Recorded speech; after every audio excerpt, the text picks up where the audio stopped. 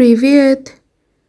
তো এই যে ফুরফুরা মেজাজে গান গেয়ে বেড়াচ্ছি তার একটাই কারণ চেরি ব্লসম দেখতে গেছিলাম সালাবাদ ইউলেভ যে পার্কটা ওখানে।